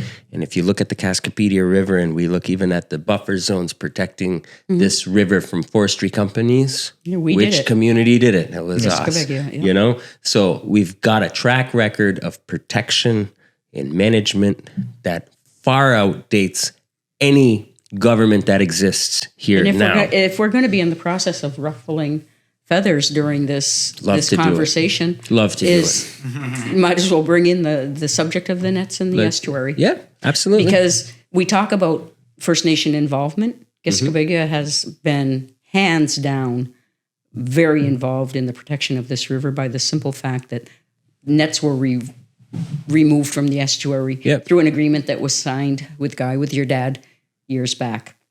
I just want to say before we I really like conversations that piss everybody off. It's going to piss off everybody on both sides. I rarely like to do that. And there's even going to piss off people who are in the middle ground. So it's kind of nice. No, but so you have was it controversial even within the community? Absolutely. Absolutely. You know, many people had the opinion, not at the time, but in subsequent years that, he sold the rights. He never sold the rights. What it was money was given to community members in exchange for not exercising the right. There's a difference. The right always remained. I just wanted to say a certain way, a method of fishing to exercise your rights, because we were allowed to fish with a fishing rod, a spear, your fucking teeth if you wanted to do it. You could still catch go them with your fish, hands if you wanted but to. just not with gill nets. That's right. Because let's face it, gill nets are not a traditional way of fishing for that does not define our rights. Exactly. Yeah. You know, you telling me we go back 600, 700 years and that Mi'kmaq people were putting out gill nets? No. We didn't have to. Yeah. We could go out there with a torch and a spear Yeah. and do that. Exactly. Yeah. And I'm not against, if there's enough resources, I'm not against harvesting. Never have been. No. That's how we lived. There'd be deer, moose. If there's enough, do it. Yep. So that gets back to the point I was making. You know, like we talk about the other rivers and First Nations involvement. This river has the involvement between the Cascapédia Society and the band for the management of the river. Has it been perfect? No. Is it static? No. It's something that's in constant change and, you know, to adapt to the present day situations. And the same goes with the estuary agreement. The thing that really galls me about the agreement is that every time it's up for renewal, and some community members, and it's their right to have their opinions, you know, saying, well, we shouldn't have an agreement, we want to set our nets, and in order to put some political pressure on the government, they've gone out and put nets a couple of years ago. Well, right away, they paint everybody, the general population paints everybody involved in the river that has a tag of Cascapédia on them, that they're all in the same basket, Right. you know? Well, I'll tell you all- what. If we take away, even if the Mi'kmaq people, Cascapédia, wasn't netting, they still fucking hate us. Oh, so definitely. let's get that. Yeah, yeah. Let's get that No, out but of the way. but I right mean, now. when you're absolutely That's just right. the current excuse. Yes. Let's. But I'm talking about like when it comes in terms of the salmon conservation in this river. But the band council has made the effort to keep everyone happy. keep everyone happy, keep the negotiations going on. Conversations about the agreements and the actual negotiations are not as cut and dried as people think they are. You know, like I remember being at negotiation tables for the first couple of agreements, and you were at the whim and whimsy of the Quebec government. You know, it's like, yes, we're going to sit down and we're going to discuss this, and you set an agreement date, and you see the calendar, the months coming up. Oh no, we have to put that back a month or two, and you're getting closer and closer to the time where you're already supposed to be giving answers to your members. So, I mean, it's not easy. Has it been perfect? No, but I do think there's an effort that's been going on between the band council. I think they've been doing a fantastic job. They have been, because they have to keep the community of Cascapédia St. Jules, the Cascapédia Society, the different businesses such as ours that employ people to fish on, to provide services to fish on this river, and at the same time respond to their membership, you know, and the membership, and I don't blame them. I've been there where, you know, you're looking towards the river and the camps that are exploiting, and the feeling is, oh, those rich bastards over there, they have all the rights and we got jack shit, you know, and they're gonna bitch at us because we want a few dollars to not fish, you know, that kind of thing.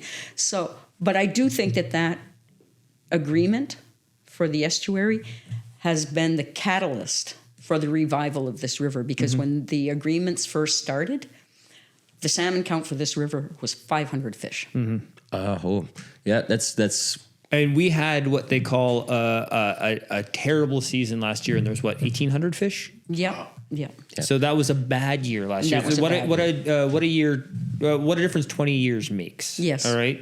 And then there were years prior to that, the bad year last year, where the count was over 3,000. Yeah. That's And these counts are not scientific in the sense They're a good that baseline. They're a baseline. Yeah. They snorkel, they do some drones. If they're wrong the same way every year. So they're reliable. So rely on that. But there's fish that are not counted, you know, the whole bit. So. And I think it's important to mention too, like Cascapédia, the chief and council there, you know, there's a lot of pressure to carry from your community, especially when you do have some people who feel a certain way about the estuary fishing.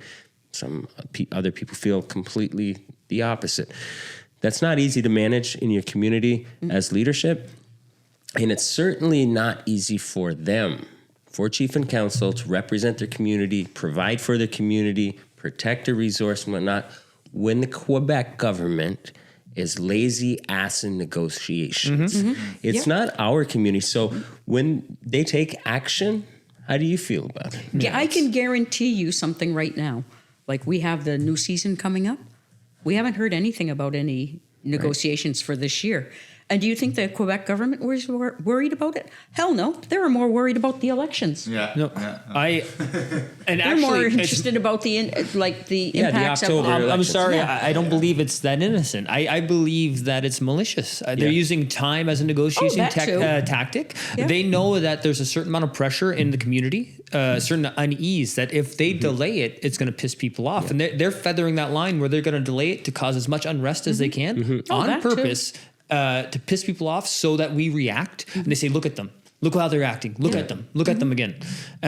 Before doing something that actually matters. Right. And that's what it comes down to for me.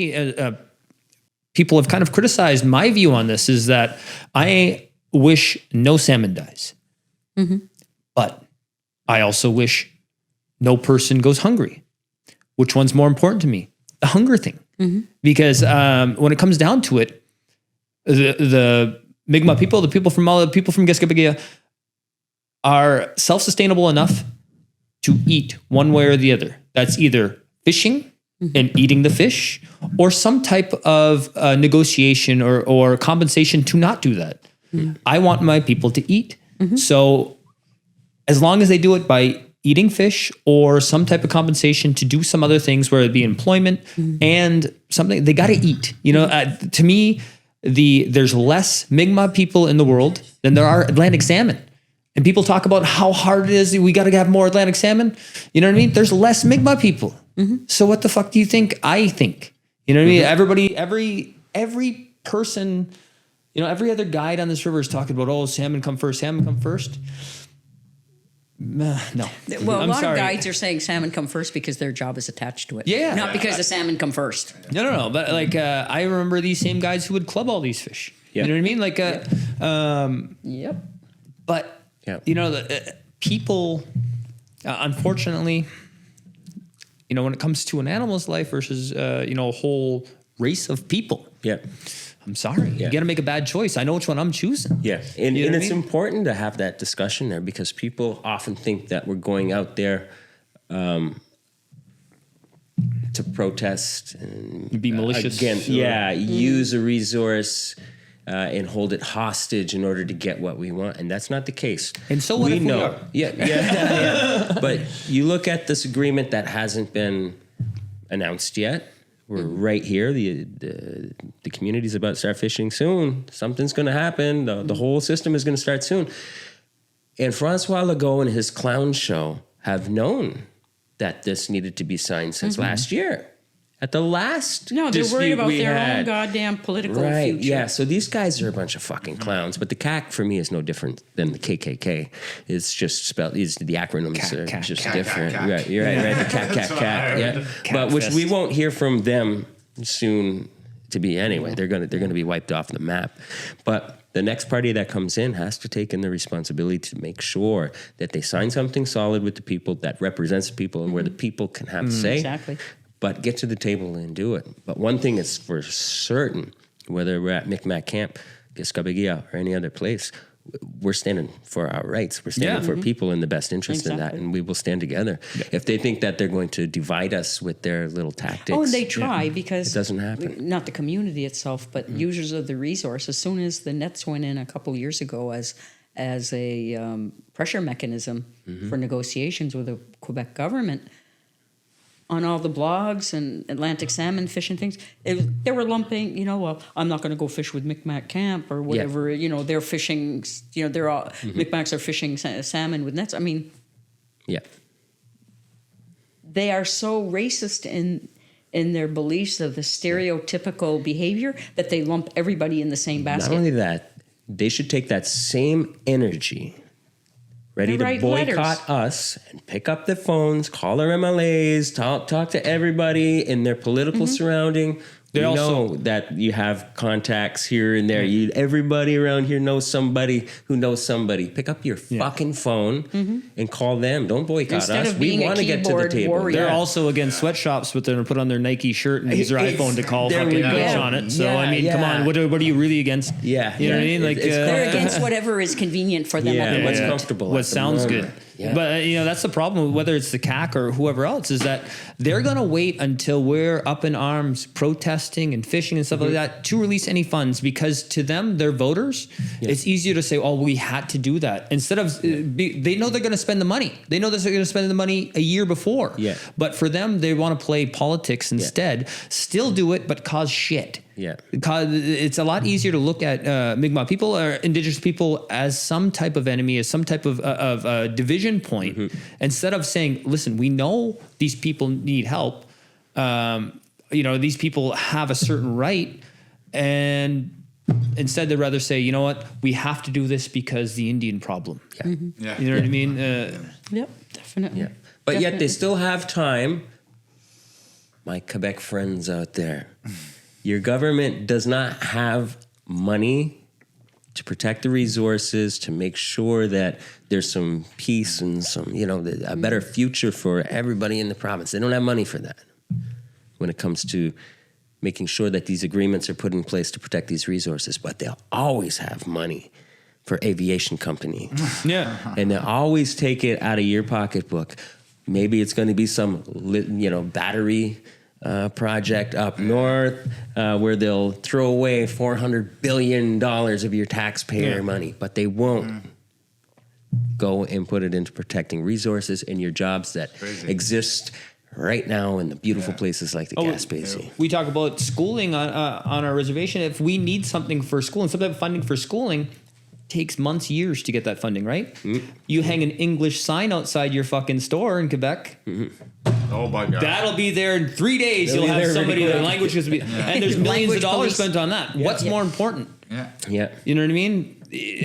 Yep. The whole government bureaucracy excuse is a It's fucking bullshit. excuse. It's bullshit. You know what I mean? It is. There's What's the priority in the fucking winners? All the winners sign change to Les winners gagnantes? mud. Oh, winners must. because they have to have a Okay. French word. Yeah, they have to add a French one. Yeah. Okay, Like And that's not a battle against the French when we No, bring no. that up. It's just that, my God, No. hold your governments accountable for the things that really, really matter. Yeah, what matters first? Education, this, that, or the name of the fucking winner There's stores and the process. how many jobs on this river? I forget the exact calculation. There's probably over 100. Oh, way Between more. 100, 150 maybe. Between 150 and the Society? patrol, the society, the camps. camps. Yeah. Oh I my would say God. close to 200. Yeah, I Because think. if we take us as a Biologists. baseline, we're biologists, running anywhere, depending on the time of the season, 18 to 21. And there's 8 camps with us, including us. And they're pretty well. Guides, times private 2, guides. Yeah, there's the private guys. all the tourism that goes with this. Yeah. You know, Yeah. like because it also branches out. I'd say right? over 200. Yeah, and then you Yeah. got the cash that's up there too. You got Just all like, the they're all of these sales places. Yeah. all around for flies, fishing equipment, stuff like that. It's all a this big industry. hotels. There Other is stuff. what we call the massive. retombées economic, the economic economic spin-offs for spins, this yeah. valley from Atlantic salmon fishing from the Restaurant, Cascapédia whatever. River is I forget how many million a year. Yeah, it's up in the there. I think millions, between Bonaventure to Nouvelle, you're talking over $50 million a Well, yeah. That season. much? Yeah. Yeah. Yeah. It's crazy. Groceries, gasoline. Well, now it might be $300 billion with the Yeah, gas with the gas prices. prices, Who yes. knows what it's going to Well, be? I can tell you from firsthand experience. The just Strait of Charleurs. the straight up shores. bon français. Oh my God. Yeah. So yeah, it's definitely worth protecting, but it's important to have that conversation, bring up something like that. That's difficult to talk about because it's coming. Oh yes. And if you want to talk about the future of the river, it's an unavoidable truth that we need to talk about, and it's coming quick. Oh, it's and one thing is coming for sure, like Travis said, is we stick up for each other first, and that's And I the way it think goes. one of the exercises that need to be done within the community, and perhaps it's being done, and perhaps I'm just talking out my ass, is the education about the river and about the resource on this river, and not just the fact that they're salmon and they go from, an egg to a par to a smolt to a grills to a salmon, and they go to the North Atlantic, and then they come. Not just that, but the impact and the importance that those salmon are for for not only Mi'kmaq culture, but also for local economics. Yeah. You know, And their future, and also be made more aware of what the job opportunities are for them, whether it's guiding or working in the camps or becoming a biologist or a guardian or a manager, all this And kind of while stuff. we're ruffling feathers, let's go a step further. Okay? When we look at these other camps that are on the river and ownership coming from Toronto or elsewhere else in the fucking world, they got no business here. Yeah. There should be more representation. Locally. Entrepreneurs from our community, Mi'kmaq people who own other camps, Mi'kmaq camps, whatever you want to call them. But I would be happier to see rod allocations go to more people in my community where they can be entrepreneurs, employ our people, and do better in business Than like that. people from This is outside. fucking nonsense to Well, it's have because they outsiders leave, they arrive, on our they have their territory. staff that already has like everything Ruffle in your place. feathers, motherfuckers. Cry about it, bitch. Yeah. But they have their staff that prepares the camp for them. They arrive, they fish, their friends fish, their guests fish, whatever. They leave. End of story. Yeah. You know, they don't Throw 'em know. some crumbs and say, throw them "You're some welcome." crumbs. Yeah. But like as an operator on this river and being from the area, all of our funds are spent in the area. Yeah, whether it's during season, whether it's after season, whether it's pre-season. Our season runs operation wise like guests fishing from June 1st to September 30th. Employees start coming back in about a month or so before, and they're still here a couple weeks after. And even beyond that, there's always something going on, and every penny that's spent around the camp during the off season is all sourced locally.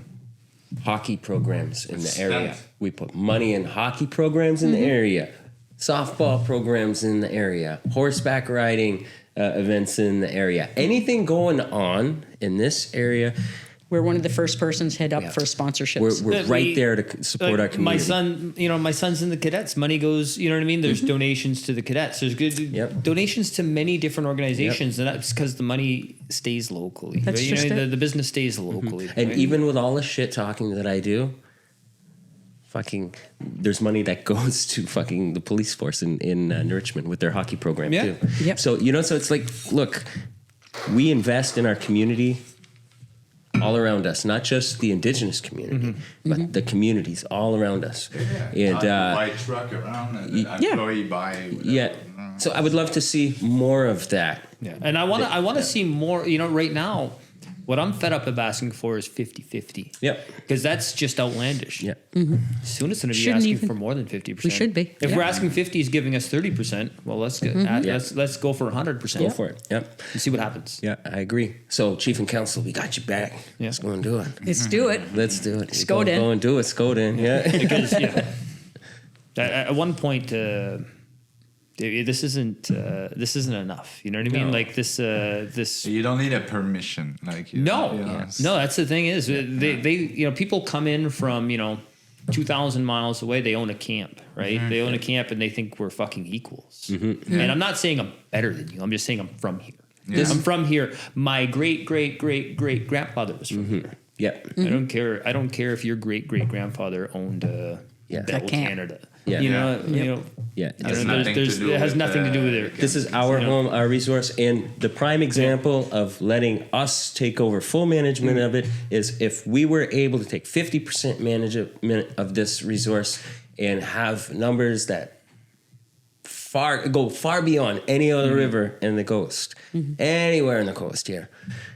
Says I think the something. proof has been made, even like through Micmac Camp, what can be done.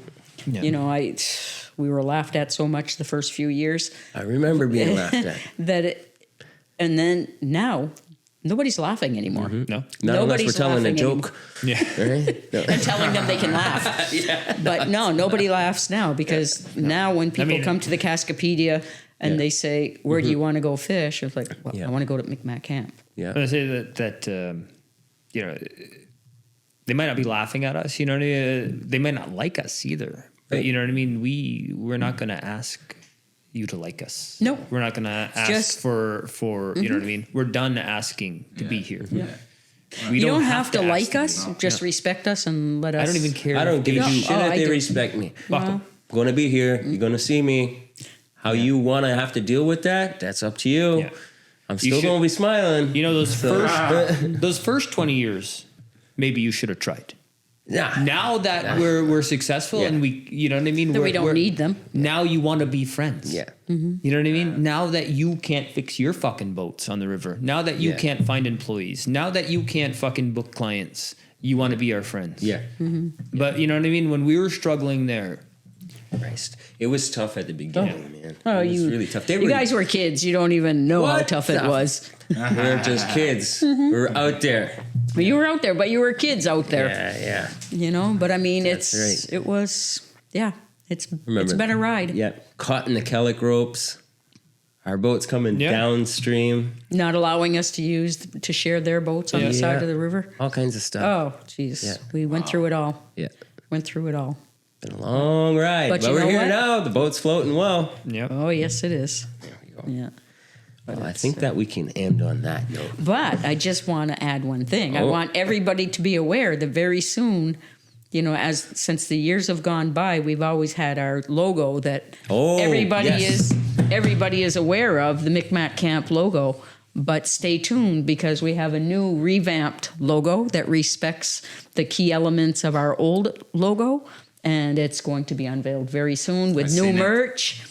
With new merch and modernized the whole bit, and just stay tuned. You'll be seeing it soon, and merch will be for sale. Oh yeah, making those changes, getting ready for the future. My future dress code. Absolutely, mine There you too. go.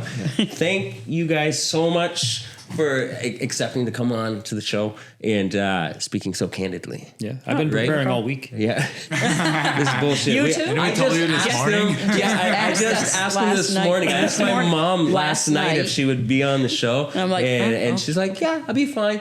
And then I'm like, all right, now I got to get my brother to do it. And talk to him this morning. Fortunately, we're already by the side of the river catching trout. So I was like, good time to ask. I was hoping Travis would say no, and then I'd be like, I can't do it. So it's good, but I mean, it's healthy. And I think it's medicinal too at the same time because we don't often talk about the internal things of the operations at Micmac Camp. I know. The and other all thing of I just want to mention is, you know, like to you guys and also to whoever might be listening to this at some point, is that, you know, we couldn't do it without each other. Oh, you know, no, it's it's a everybody's team got effort. their yeah. and Like I drag most of the time. They're doing all of the work, but I'm a great cheerleader. Yeah. I'm a great cheerleader, man. It's pretty good, you know. And you know, Travis has been like Yeah, amazing over the last few phenomenal. years. Yeah. I think it's like we all feed off each other. Sometimes one of us will say something that's completely batshit out of left field and we'll be like, that doesn't work. And it takes that ability, that comfortableness to say, listen, I think that's too much. Yeah. Or, you know, And my boys- or, you know, I think that maybe we could do more this way or something like that. You know what I mean? And I think it's required. I think if one person was just doing it, there'd be so many blind spots. That's there's so many eyes. Absolutely, because I've been in that spot. We're doing it all, and so many moving it's parts. just like, oh my god, you know, I don't even know how. Sometimes I was just baffling people with bullshit because I don't know how I made it through when I was handling everything by myself. But sometimes I'll get Travis will come forward with an idea, and at first I'm like, well, I'm not sure, and then I think about it, and it's like, he makes sense, or you'll bring something vamped forward. up that schedule. Oh, man. no, it's like we've never crazy. had a better schedule. Never. Better fishing to offer to people. Oh, It's crazy. no, what you did when you flipped that whole fucking thing around. No, man, he it's, flipped the script Yeah, completely, absolutely, and it's like, and so I can flipping that fucking logo is important. It represents that again that came from his idea, not from because I've been told I'm a kind of a control freak. And a micro and macro man. Who would be You so guys, you completely assholes. honest with you? Who would offend you with such honesty? God. But that being said, I've been finding it easier and easier to kind of let go of certain things so that I can enjoy certain things, which I'm not allowed to mention. Horses. But but it is just a sign of the times, you know, and it means so much to me to be able to work with you guys. And, like you're not around much. So when it's more working with Travis, because I mean, you're still in the loop with everything, but it's. I send over awkward work from here and there. Oh, yeah, you got these people coming in now. Then I'm like, Oh, yeah, who? there's this going on. What? Now. Yeah. Oh, and there's this going on. Oh, that's your problem. You never know what's coming in the fucking door with me. No, that is a real. It is. I keep everybody on their toes, man. It's like, he had run by me a while back. The Bone Cop, Bad Cop crew. Is it okay if they stay at camp? We'll arrange everything. May 7th. And I was, yeah, sure, no problem. And I was off to Nova Scotia with the horses, and Quentin. I'm talking to Quentin, or he messaged anyways, and don't forget, 16th to the 19th, the Bone Cop, Bad Cop. Oh yeah, no, gotcha. I was like, oh shit. I had a feeling because she was talking to me about her horses and whatnot. I was like, She completely forgot about our conversation. No, it was no. I didn't forget about it. I knew it was April, but to me, April was a month, and I wasn't looking at what day of the month we were. That was great. But it was an amazing experience, and had a ball, and this has been a lot of fun too. Love you guys. Love you too. I love yous too. Love you too. Love you too, Frank. Love you all too. Yeah, love you guys too. I know some people. I love all Italians equally. Thank you. Oh my God. We're trying to get these fish to take his freaking line. We've been fishing trout for a couple days. I think the trout are racist. They're racist, yeah. Because you'll have your I think lines. the trout have an excellent judge of character. Trouts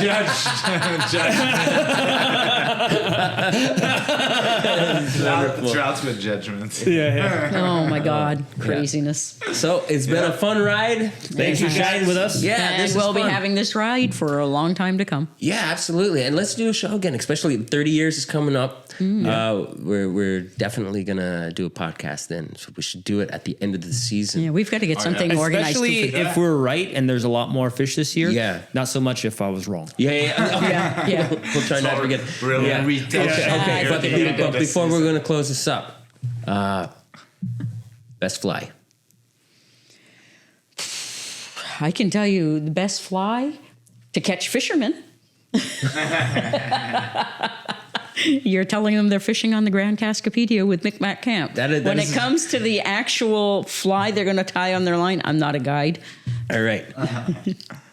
Give me two. Morning fly, evening fly. Oh. Well, what if they're the same? That's fine. Well, how about this? A morning fly, a John Olins. First pass. People overlook it. And at night, John Olins. No, that or an Undertaker. Or a Magog Smelt. Or, I don't know. Yeah. It depends on the day. What about your trotting net? We're not supposed to talk about the trot net. No, I love a trot net. I don't think it's the best fly. It's my favorite fly. I know it is. Yeah, anything different. How about that? Anything different. If I don't believe there's a fly that can't catch a fish, and I don't believe there's a fly that always catch a fish. Right. Try different shit. Be creative. It'd be interesting to go through the logbooks at some time when somebody has time and just see what.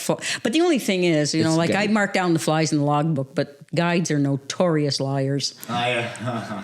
Just saying. Yeah. One thing is, you'll always catch the most fish on your favorite fly because it'll always be on your line. This is true. Yeah. What about you? Best fly. Can't say what I said. I would say my favorite fly would be thank you everyone for joining in for the show. Please. And if you want more information about Micmac Camp, just look us up on social media. For sure. She's on media, she's on promo mode right now. Boy, she's got it. After all the shit talking, she's like, fish with us. The links will be in here. Thank you very much. Thank you, Frankie. Thank you, everyone. Thank you, Frank. Optimaltis, everyone. Peace. Bye.